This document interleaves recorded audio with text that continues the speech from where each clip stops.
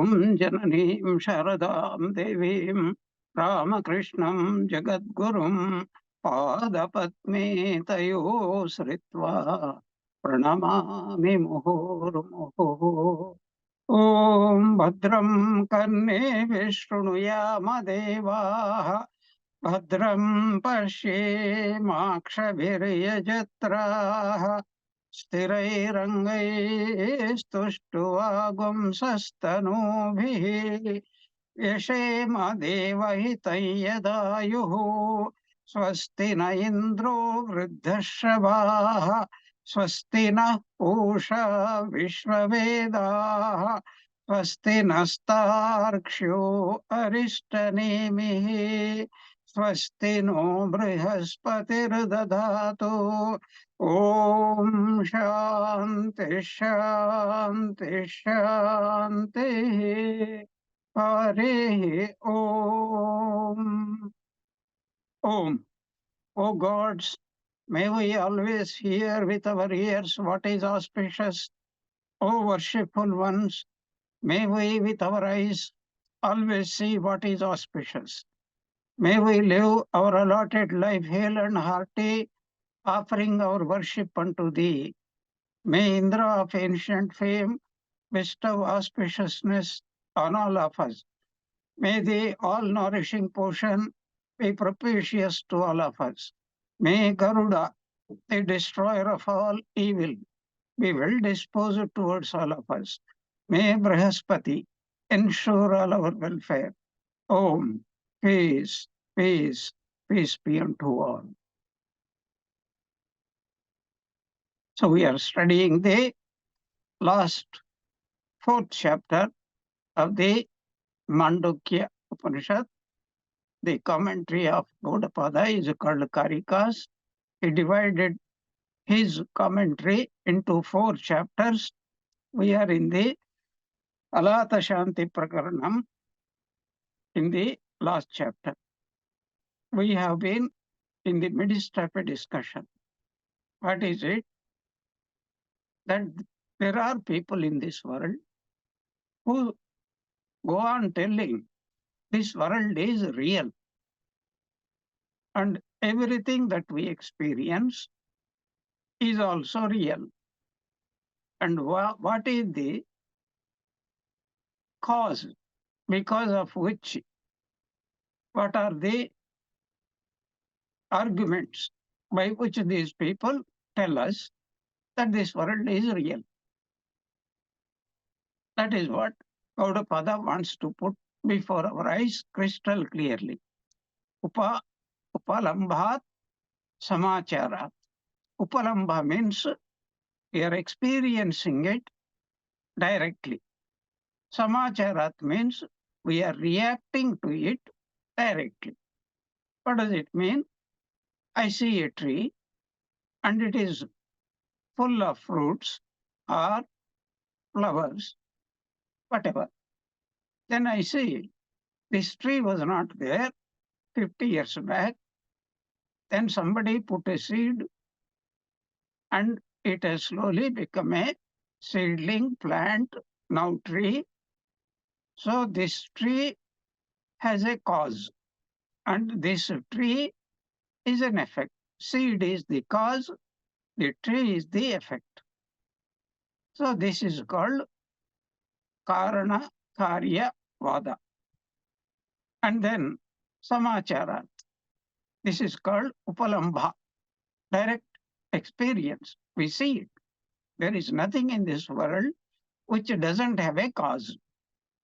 So you see some object, you throw it up and it falls down. Why does it fall down? Because of the gravitational force. So gravitational force is the cause of that object's falling down. There is no object in this world which doesn't have a cause, because every object is a effect. So every effect must have a cause. So this is ordinary people's understanding. But those who go a little bit deep intellectually, We say that. Supposing a person sees a snake and then he thinks it is a snake. Why? Because I see it.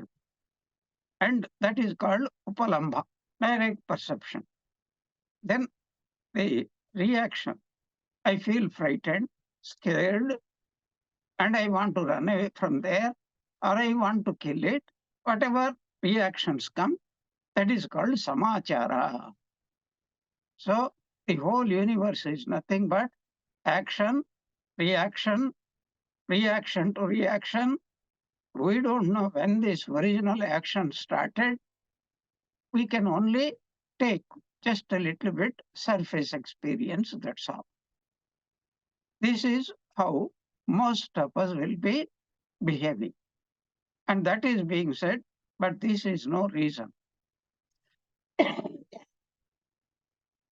So, do I see a snake in semi darkness?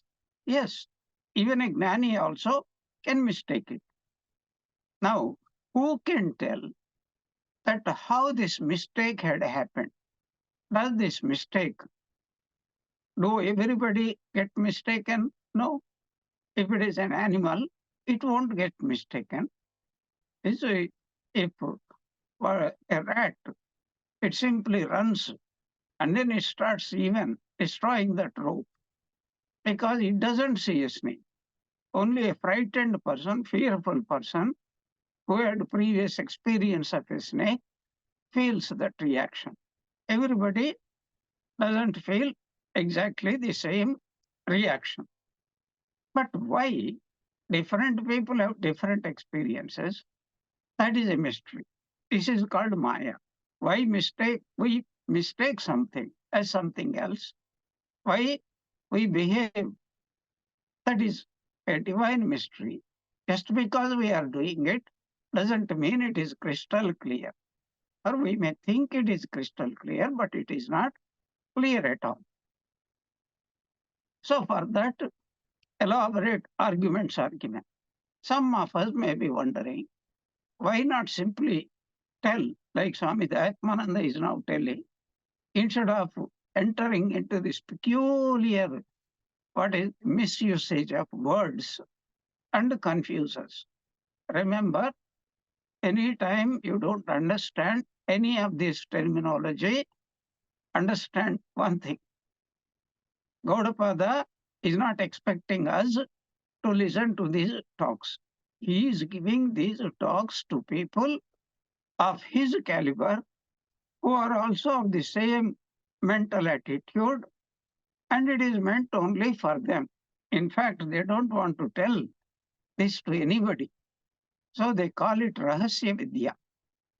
That is why many Orthodox Hindu scholars accused Swami Vivekananda, this you taught Upanishads in the West, and it is what is called unlawful. Because there is a tradition, you should not teach it to anybody. It is a Rahasya Vidya. It is a Aranya Vidya. Of course, Swamiji, he countered and said that there may be some people.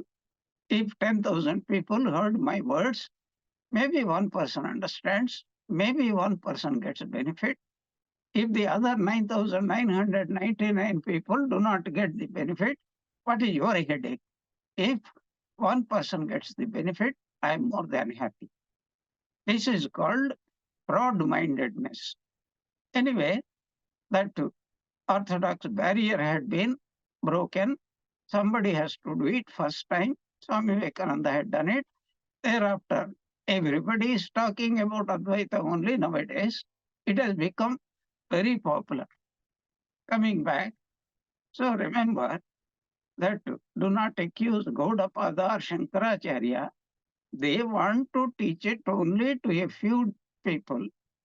But since the books are available and time is also available, and I am not getting sleep, and somehow I found out studying these scriptures, listening even to the scriptures, one student came to one of our senior swamis and said, Swami, do you know I attend your class regularly? Swami asked, is it so? No, why do you come? Are you getting benefit? I'm getting immense benefit. This type of sleep I get here, nowhere else do I get. Even at home also, I don't get that kind of sleep. Somehow your magical voice produces that marvelous effect upon me. And Swami said, I am blessed. At least I am able to serve you in some respect. So we should not expect that we understand. But this is the truth. Truth is always hard. Nobody wants to hear the truth. Everybody wants to hear only untruth. Revered Yatishwara Maharaj had a beautiful story. There was a real guru. He had some foolish disciples. One day the guru decided to teach his disciples that ordinary people, they don't care for truth. They want only falsehood. So he took them to a village.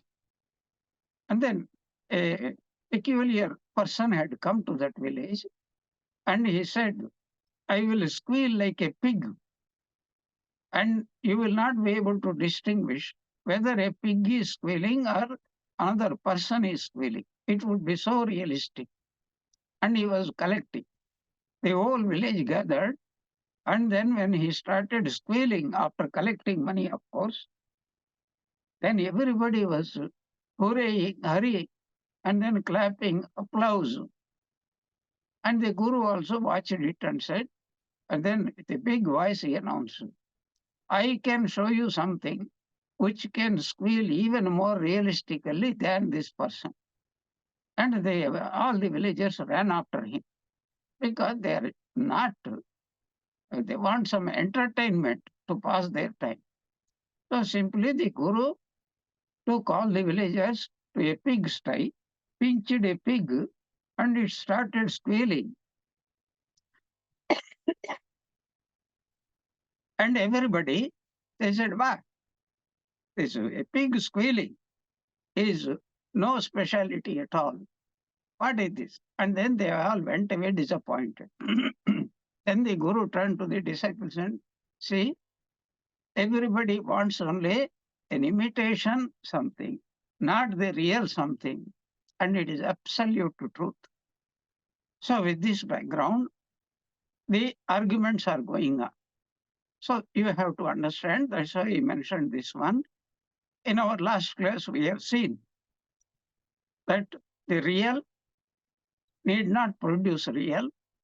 The real cannot produce unreal. The unreal cannot produce the real. And the unreal cannot also produce unreal because unreality means non-existence. Nasti asat hetukam asat, sat asad hetukam tatha. Sat cha sad hetukam nasti, sat hetukam asat krutaha. The unreal, because it is unreal, cannot produce either the unreal or the real. And the real also cannot be the cause of the real because it is already real. And it is much more impossible for the real to be the cause of the unreal. These are the four arguments. With that, there were a school of philosophers who are experts in logic. So Gaudapada was forced to use this kind of logic. Then we came to the 41st verse. Viparyasat yatha jagrat acintyat bhutavat sprushet tatha swapne viparyasat dharman tatraiva pashyati. So as one in the waking state, through false knowledge, handles as real objects whose nature cannot be described. For example, because the statement is a little bit confusing, for example, we see in the semi-darkness a snake. We think it is very poisonous and it is looking at us and it is targeting only us, nobody else, and we get frightened. and we are shouting, we are shivering, we may even fall unconscious, etc. So, how do you describe how this a rope is forgotten and a snake is seen? This false knowledge, how did it appear? We cannot explain. It cannot be described. All that can be said is, yes, I was mistaken when after truth is, after light is brought, truth is seen, and then the effect of the seeing snake also will disappear. So many things we mistake. In fact, everything that we do is a mistake. This is my father and mother, and they love me very much. It is the greatest mistake because father and mother, they don't love. They don't love any child. They love only their own child because this is my child, this is me. Similarly, the child also gives the illusionary idea, our children love us very much. That is also false only. How do we know? Let death come. And then let us see how many people are prepared to give up their own life to protect the life of other people. And that was what Sri Ramakrishna wants to illustrate. There was a yogi, and he had a disciple who was thinking of renouncing the world, but he thought his parents, his wife, his children loved him very much. So yogi gave him some medicine, and then the effect of that medicine is the disciple looks as if he was really dead. And when they were weeping, the yogi appeared and said, "You don't need to weep. I can bring your child, your husband, or your father back to life. But unfortunately, there is severe payment. What is that payment? One of you have to die in his place." And dramatically, the mother declined, the wife declined, and then the disciple was just only appearing to be dead. He was able to experience everything, and he understood the hollowness of people's declarations we love. And then, Gurudev, let us go right now away. And this happens when we also understand that is real sannyasa, like the disciple. Now, the point here we have to understand everything has got a proper place, proper behavior. There is a time for brahmacharya ashrama, there is a time for grihastha ashrama, there is a time for vanaprastha ashrama, there is a time for sannyasa ashrama. So we have to accept it. It is a mental condition, nothing to do with age or anything else. So this teaching is there, but according to our capacity, we will be understanding. So similarly in dream also, we can see peculiar things. An elephant is flying elephant. And people at the time of dreaming, they will never understand how, they will never even think, how is an elephant flying? So they say it must be belonging to Devendra, must be Airavata, it came, and like that. But when they wake up, they understand it is impossible. So we cannot really determine this, what makes us think something unreal as real and the real as unreal. What do we mean? What makes us think God is not real? Though we profess that we believe in God, our reaction shows that we believe only in the world. So, for each type of person, a different type of teaching has to be given that is going to come in the future. Now, Upalambat Samachara. This is the 42nd verse, which we had been discussing in our last class. Upalambat Samachara Asti Vastutvavadinam Jatistu Deshita Buddhaihi Ajatehe Trasatam Sada. This is the description of the worldly people. What is it?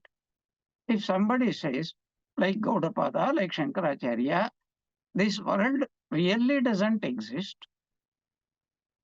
if that teaching is given, most people say you are mad. Why? Because I'm seeing a tree, I'm seeing an elephant, I'm seeing, in fact, you. How do you say that the tree doesn't exist, the elephant doesn't exist, you also do not exist? How dare you say about it? This is called upalamba. Upalamba means directly I'm experiencing. I'm seeing, I'm hearing, I'm smelling, I'm tasting, I'm touching. And then what follows? Samachara. What is samachara? There are people, I was born, and these are my parents. And how do you say they do not exist? How do you say myself do not exist? And then they have complete faith in the karma kanda of the Shrutis. This is called samachara. Samachara means what? Those who believe in the reality of the world, believe in the reality of cause and effect. If I study well, I get a better job and I can earn more money. If I do exercise, I become more hungry and I can enjoy food better. So if I work hard, I can get what we call promotions. So like that, for whatever desire I have, that would be the goal. Then there must be a cause. So like that, the cause and effect relationship. So for this kind of people, the karma kanda, if I do this puja, then I will go to Svargaloka. If I do this, I will go to Brahmaloka. They really believe. It is for those people. Not only that, ajatehe trasatam sada. Sada means all the time. Whenever the topic is brought out, what is it? Trasatam. They start shaking. Because of what? Ajati. This world doesn't exist. You do not exist. Nobody exists. And one clever fellow said, "Oh, really, I believe in your teachings." What did you say? World doesn't exist. And what did you say? You do not exist. And I accept it. And I see that you do not exist. And if you do not exist, your teachings also do not exist. What are your teachings? Nothing is real. Therefore, oof, you disappear. And then the whole world becomes real. There are people like that. These are called Asti Vastutva Vadinam. Asti, this world is real, it exists. Vastutva means an object. This world is an object and it exists.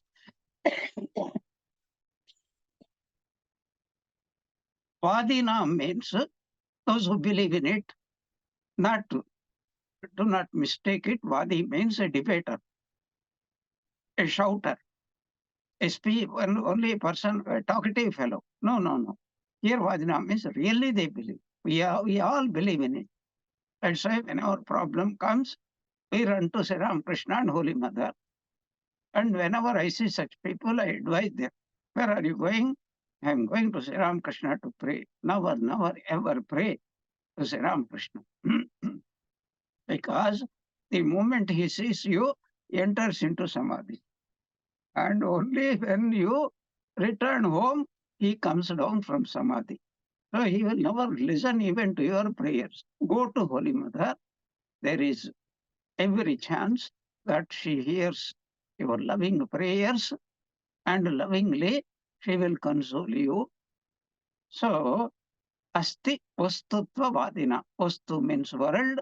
Asti means world exists. People believe and they do pujas, homas, tirthayatras, so scriptural readings, and what is called Hanuman Chalisa many times, or they also chant Lakshmi Suktam or Kanakadhara Stavam, etc. And is it all false? No. It gives absolute result. In the world of cause and effect, it is very effective. If you don't do, no result will come. If you do, result will come. But the moment you talk, there is no world, there is no guru, there is no sadhana, there is no siddhi. If you talk like that, they become very frightened. God doesn't exist. He doesn't listen to your prayers. This happened in the Gospel of Sri Ramakrishna. We get so this character, peculiar character called Hajra. He started telling, do you think that if you pray to God, he will listen to your prayers? He was talking this exactly, this Advaitavada. He has studied a little bit, no doubt about it. But that rascal used to do japam, saying, oh God, I have got 1,000 rupees debt. Please somehow rain money so that I can get rid of this debt. So I also want bhakti. I also want a little bit of gnanam. But you don't lose anything by giving me a little bit of money because I believe you have got lots of money. He doesn't himself, he doesn't believe that there is no world. If there is no world, he doesn't exist. If he doesn't exist, he has never borrowed money, but he doesn't believe in it. He only talks about it, that's all. So Sri Ramakrishna was referring, don't go to the Hajra. These are children. They're still in the developing stage. We should not teach this kind of thing. We should rather encourage them. So he himself used to go to the Kali temple and bow down to mother, pray to her, and of course, he also used it to grant many desires of his beloved disciple. So once he was giving lot of visions, etc., some peculiar mystical experiences to many of his disciples, and the future Swami Premanandaji Baburam Maharaj. And he also wanted something, and mother did not give him. And Sri Ramakrishna also started weeping. Ma, give Baburam also. Otherwise, he will feel very frustrated and he may even stop coming to me. Everywhere there is this selfish motivation is there, you know. So then mother revealed, he will have knowledge, understanding, but not any mystical visions. So this we all don't want Advaita Vedanta, at least not now. So ajati, from the theory that jati here means, don't think Brahmana, Kshatriya, Vaishya, Shudra, jati. Here jati means birth. Ajati means no birth. That is, this world has never been born. Therefore, the question of its being and its pralaya, janma, mrityu, they do not exist at all. Prasatam, those who are always frightened of even hearing this Advaitic teachings, for such people, so they say, the scriptures say that, yes, there is God, he is the cause, and you are the effect, the world is the effect, and he listens, and he will fulfill all your desires. Pray wholeheartedly. Ramakrishna said, Holy Mother said, all the direct disciples said, and they themselves wanted something, they got it also. So this is the meaning of this 47th. By my direct experience, and by the way I'm engaged in all the rituals, etc., this world definitely exists. I believe in it, and whenever I hear the theory that this world is a mithya, etc., and I am frightened of that mithya world, for such people, so buddhai, wise people, jatistu deshita. In the scriptures, deshita means taught. Taught what? What is taught? Jatihi. Yes. This world is created by Saguna Brahma, by Ishvara. It exists. It has a srishti, it has a sthiti, and it has a laya. And that is our normal day-to-day experience. So You go on doing your rituals. It is absolutely true. They will yield result. Then you will get more and more happiness. And through that, Karma Yoga and Bhakti Yoga and Raja Yoga, slowly the mind progresses, understands better, tremendous Shraddha will come, and one day God Himself, Buddhi Rupena Samsthita, He will manifest in the form of Buddhi. Tesham Satata Yuktanam Bhajatam Pritipurvakam Dadami Buddhi Yogam Tam Ena Mam Upayantite. I will give them that right knowledge. But first of all, they have to be in a condition to receive. That condition of receptibility is achieved through all these, what we call Karma Yoga, etc., or Upasana Yoga, etc. So nothing is there. Then the objectionist are ourselves. Why don't you tell the truth from the very beginning, etc.? So for that, in the 43rd verse, Gaudapada is giving the answer. Ajatehi trasatam tesham upalampat viyanti ye jati dosha na setshyanti doshopi alpo bhavishyati. The scriptures are teaching specially for those people like those who say that parallel lines never meet. It is not possible for parallel lines to meet at any time. That is the beginning teaching for whom? For those whose understanding power is very less. But the advanced mathematics teaches for the same pupil when the pupil is in a fit condition to understand that parallel lines do meet in infinity. Of course, we can never understand what is infinity. That for practical purposes, infinity means they are never going to meet. But the whole of maths is based upon, they can turn it into some practical usage. So we may not understand it.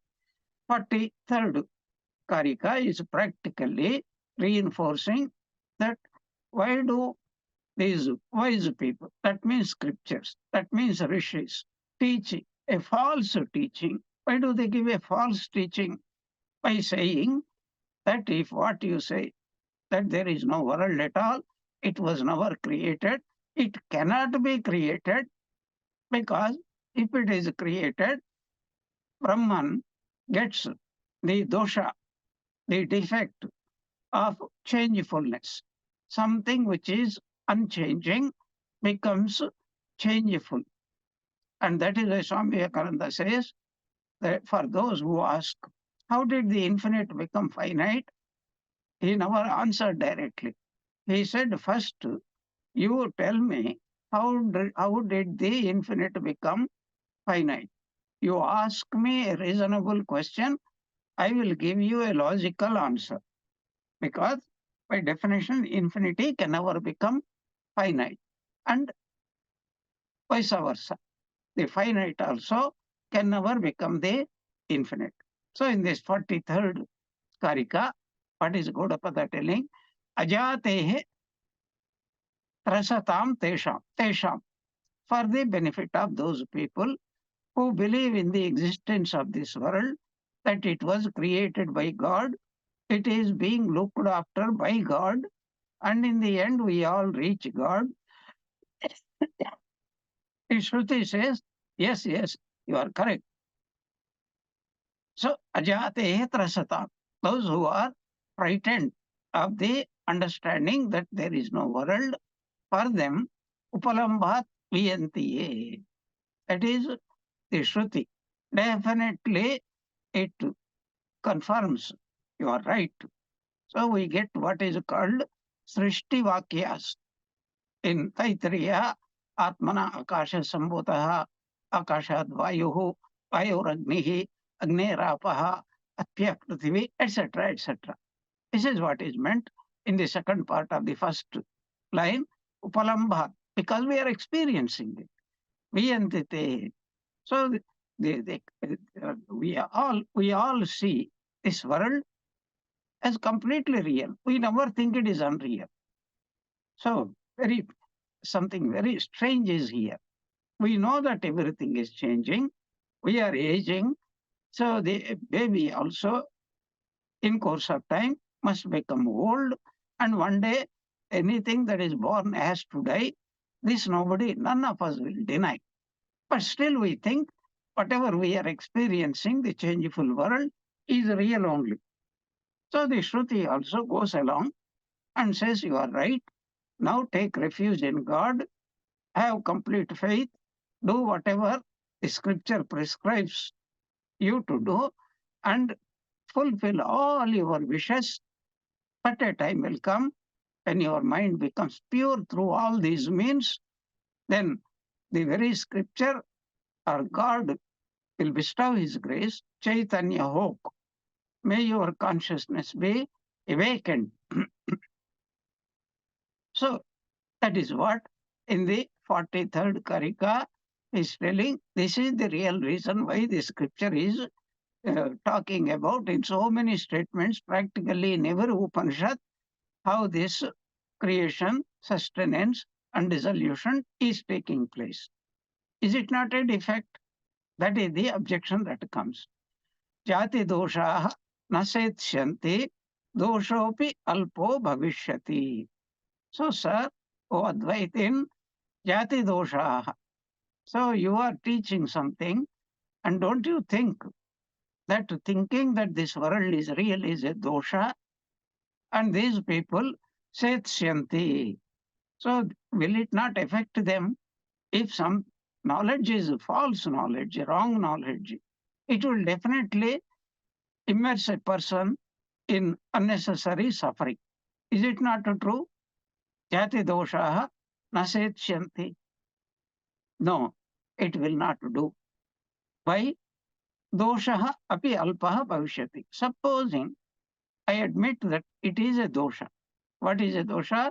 The scripture teaching for the sake of those who are frightened of non-creation, that this world is real, it is created by God. So if it is real, even if there be any defect in it, alpaha matra bhavishyati. It is only very small defect. And then Gaudapada explains it, or rather commentators explain it. What is the, how do we justify this dosha? Says it is not a dosha. So if a person believes, like the father of Nachiketa, if I do this, what is called huge yajna, then I will go to Devaloka and I will enjoy Sargaloka. And if he did it, he would have gone. But then he did not fulfill all the conditions. So that means what? This is our condition. We know that we are praying to God for pure love, bhakti, gnanam, etc.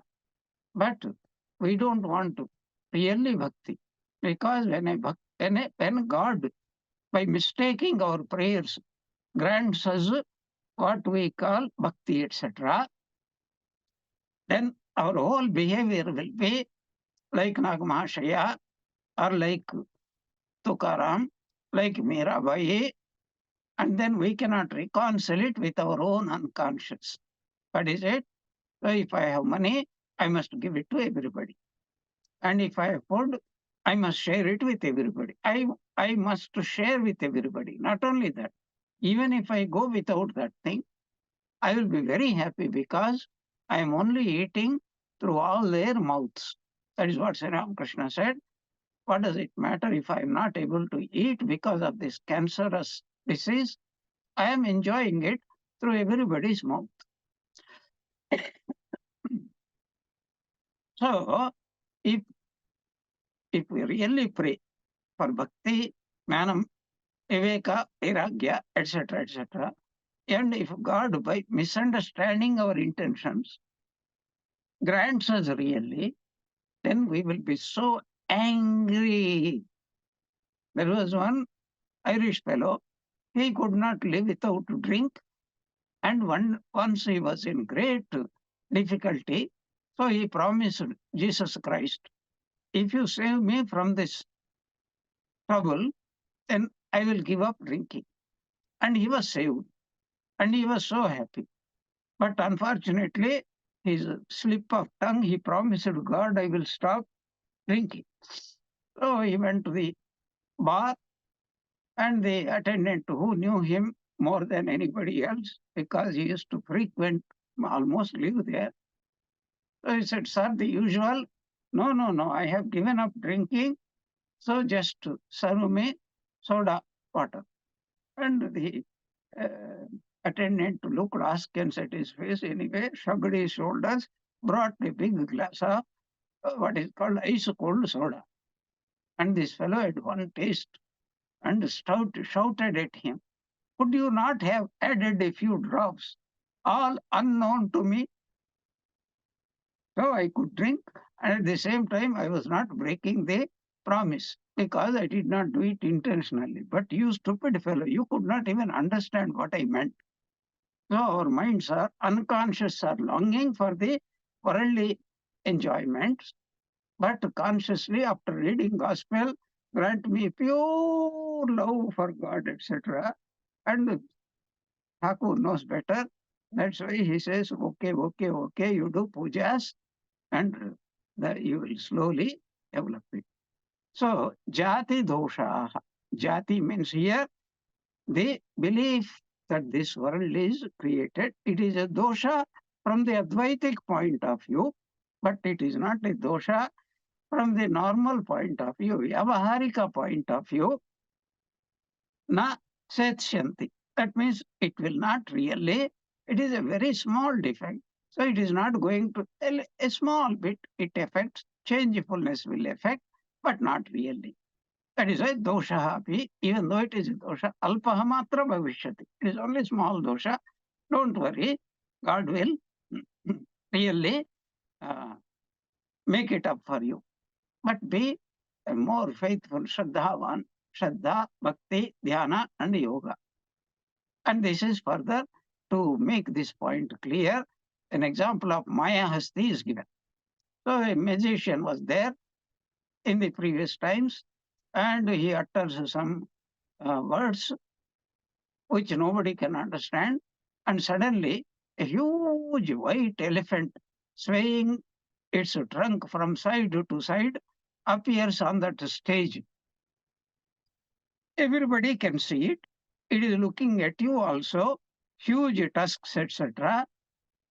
But it is all the effect of magic, not real at all. Any magician's trick, whether it is PC Sarkar or your local fellow who also wants to be out doing PC Sarkar, this what is magic is only appearance, it is not real. That example he gives, Upalambat Samacharat Maya Hasti Yatha Uchyate, Upalambat Samacharat Asti Vastu Tatha Uchyate. How come that I am able to experience something? Because if the world is not existing, I should never be able to experience it. That which doesn't exist can never be experienced. Much more, we cannot react to it. That is called samachara. So, for an example is given. When the musician produces Upalamba, really everybody, all the audience, crystal clearly. And if the uh, elephant moves nearer to you, you get frightened. So, Upalamba, Samachara, and you try to back away in your own seat as far as possible. Everybody's reaction is the same. So, Maya Hasti Yatha Uchyate, just as we experience Maya Hasti, magical, or the elephant which is produced by a magician. Yatha. We are experiencing. So, what is the point here? Just because you are experiencing doesn't mean it is real. Just because you are experiencing and reacting is not a proof that it is real. Because in what is called hypnotism, in magical show, in your dream, you are experiencing that you went to many foreign countries, roamed about and came back. Narada saw that he got married, he got children, he worked hard, and he accumulated so much money. And one day a flash flood had come, and he lost everything while trying to cross that very powerful river, which was only a small streak of water before. And then Krishna called out, "Oh Narada, why are you delaying?" He came out. So many, more than 50 years have passed within a second. That is the power of Maya. So it is possible. So what is the point? Point is, just because we experience, it should not be taken as real. Just because somebody tells you, honey, I love you, don't ever, you better get a bottle of honey and slowly start eating it. But no word can create honey. So whatever we experience and react towards it, the whole universe from beginning from birth to death is nothing but it is changeable. Whatever is changeable is non-existent really. So this is the example, Maya Hasti. So even though we are seeing this world, it's similarly seeing a magical Hasti, that is elephant. It is also like that. Asti vastu tatha uchyate. That is, the existence of this world is exactly like that. There is no difference at all. We see, as though as if it is real elephant, and we react also as if this elephant, we are all frightened of the elephant. Having given this example, now Gaudapada straight wants to come that pure consciousness is never born, it doesn't move, and it doesn't become an object. It remains exactly the same thing. This is, he wants to say in the 45th Karika, Jatyabhasam Chalabhasam Vastvabhasam Tathaivacha Aja Achalam Avastutvam Vijnanam Shantam Advait. Consciousness, which appears to be born or to move or to take the form of matter, is really ever unborn, immovable, and free from the character of materiality. It is but its nature is what? Is all peace and new year, non-dual. And this is what he wants to express it. So what did he say? Consciousness. Vastu. Here Vastu means Brahman. Brahman means pure consciousness. Because our understanding this world is real or unreal, our understanding that something is moving or non-moving, our understanding that something is a tree or an object or a mountain or a river, this all nothing but the play of the pure consciousness. And in order to make this point understand, very soon he is going to introduce this example of Palata. Palata means a firebrand. But first let us complete this one. Jatiya bhasam. Jati means birth, creation. Brahman appears as if it is born. Abhasa means appearance. Jati abhasam. And then here is a baby born. Who is that baby? Before birth, it was Brahman. As if Brahman is born. And what does this baby do? Chalabhasam. As if he is moving. Vastvabhasam. As if he is a concrete object. These are the three examples given. Baby is born. Baby as if it is moving, it is crawling, it is walking, it is running,